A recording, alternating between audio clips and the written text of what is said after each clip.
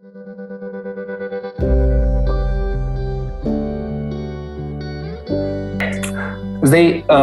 kje mi vidimo te glavne posledice, ki jih ta porušena nesorazmerja prinašajo, oziroma kar že v bistvu kar nekaj časa spremljamo to neko degradacijo nekega javnega sistema, kot smo slišali od kolegov prej, pa od kolega iz Srbije. Torej, kaj lahko to prinese? Torej, lahko vodi to v iskanje boljših delovnih in finančnih pogojev dela. Lahko to pomeni odhod v privatni sektor, lahko to pomeni odhod v tujino, a ne?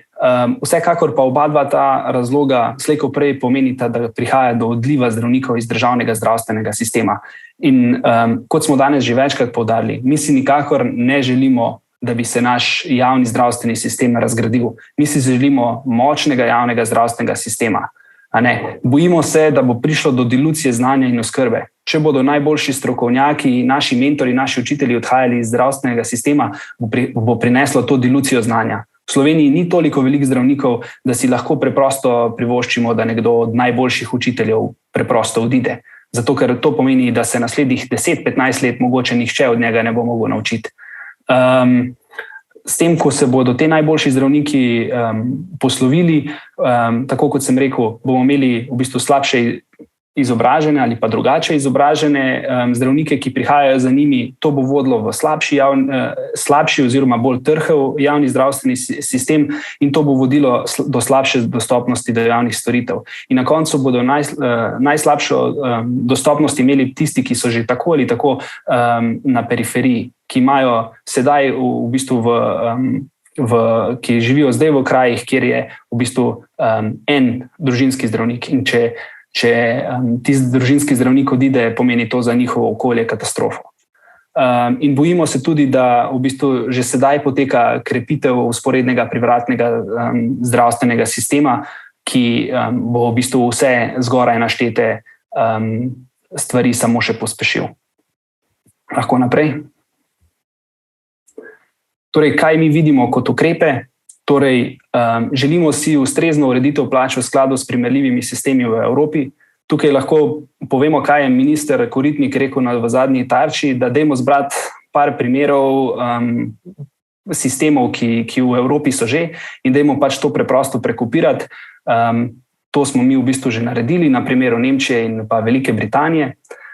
Želimo si tudi, da se postopno uredijo delovni pogoji in da dejansko dosežemo to, da preidemo na Evropsko direktivo dela 40+8 ur, ker s tem tudi, če se nekoliko pošalim, tudi novinarji ne boste imeli toliko težav s temi dodatki pri zdravnikih, zato ker bo to dejansko fiksno in bo bazirano predvsem na tisti osnovni plači.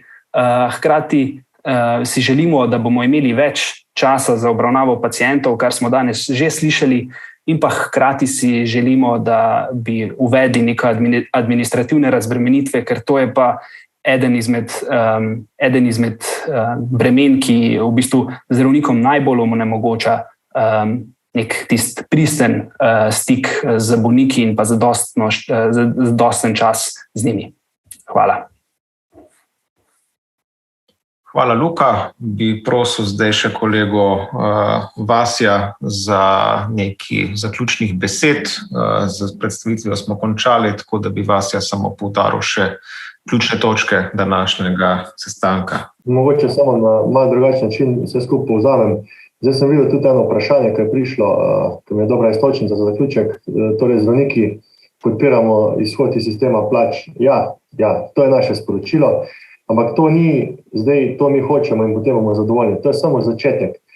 Namreč težave so že dlje časa, zakaj je premalo zdravnikov, zakaj odhajajo, zakaj imamo čakalne vrste, zakaj se primar sesuva.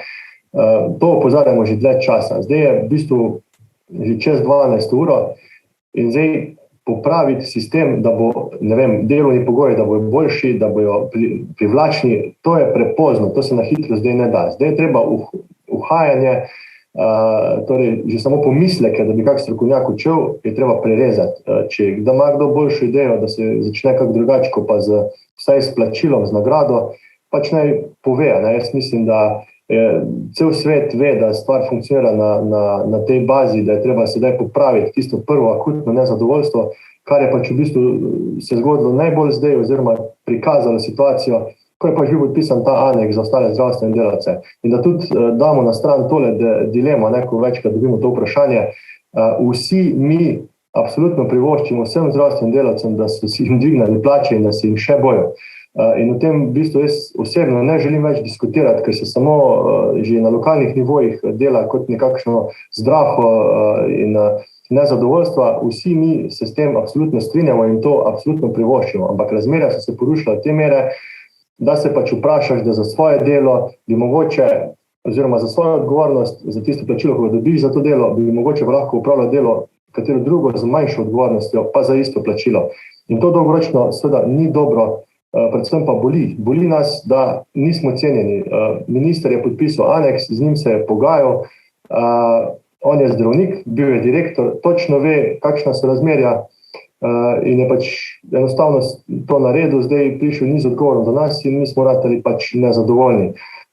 In šele zdaj, ko smo pa to na zadovoljstvo pokazali, smo se začeli pa pogovarjati in tudi dobiti neko medijsko pozornost.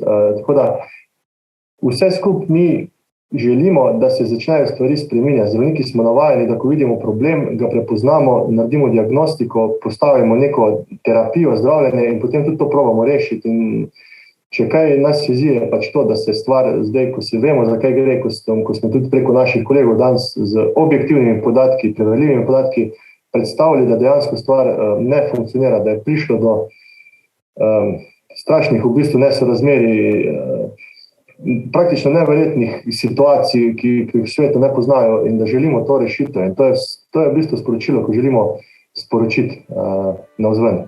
Tako da hvala.